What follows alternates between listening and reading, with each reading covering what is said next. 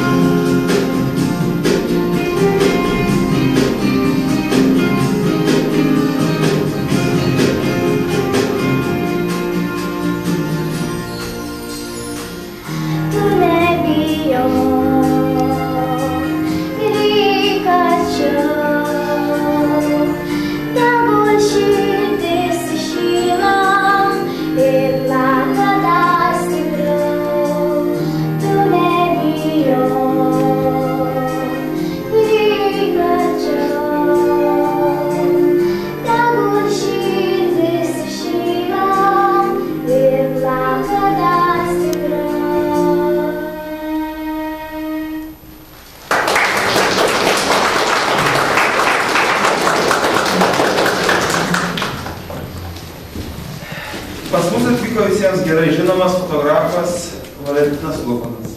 Prašau keletą žodžių tarti apie savo kolegą Česlovą ir jo kūrybą.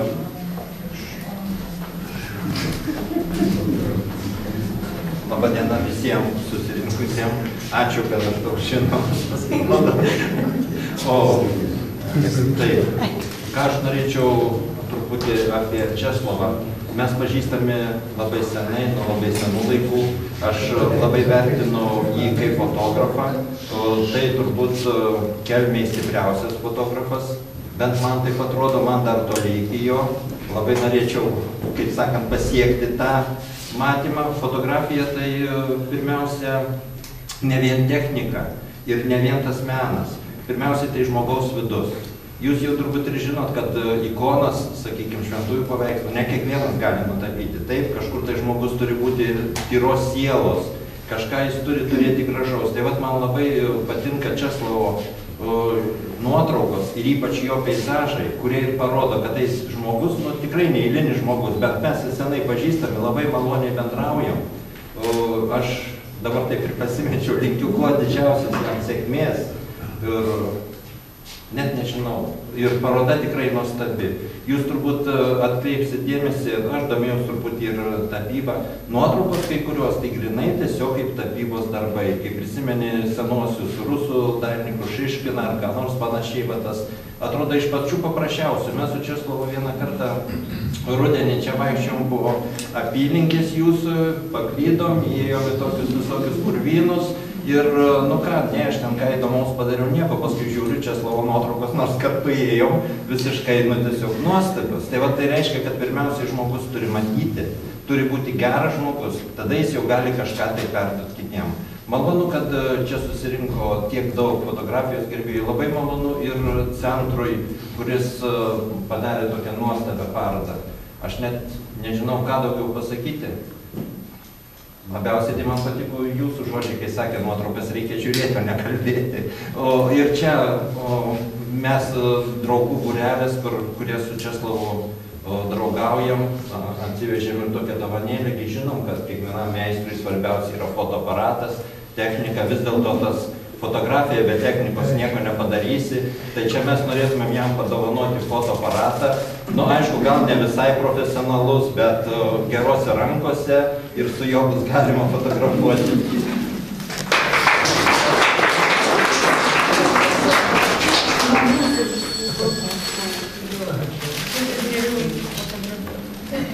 Gerai, ir aš tikrai noriu dar jau pasakyti, kad turėti tokį žmogų Tytuvėnų, kaip ir sakė, tikrai yra šviesus žmogus, šviesa mūsų krašte.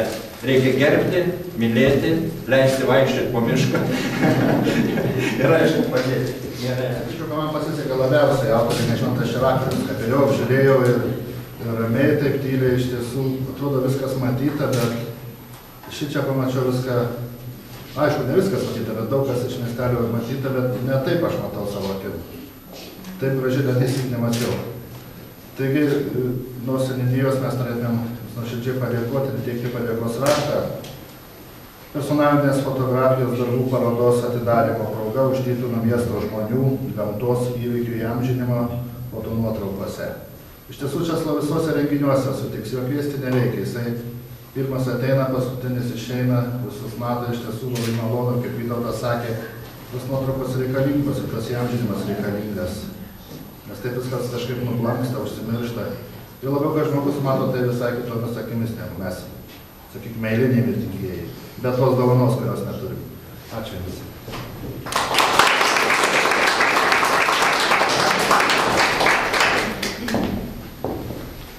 Tytuvėnų gimnazijos mokiniams regioninio parko lankytojų salėje rengiamos parodos, tai yra didelė vertybė, galimybė pamatyti kuriančius žmonės. Aišku, pamatyti ir susidurti su fotografijos menu, tai čia, manau, retas toksai atvejas, jeigu tapybos darbų ar grafikos darbų galima daugiau pamatyti, tai taip, kad labai dėkojam visų mokinių vardu. Manau, kad klasės beveik visos praeis ir pažiūrės šitą parodą. Ačiū Jums už Jūsų fotografijos meno puoselėjimą.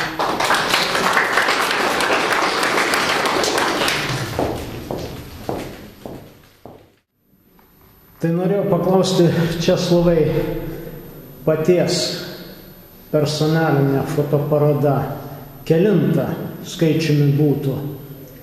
Jeigu personalinė, tai antra. Pirma muziejui buvo. Nu, čia dar pati buvo tokia, tipusi viena. Irgi viena mano kalba.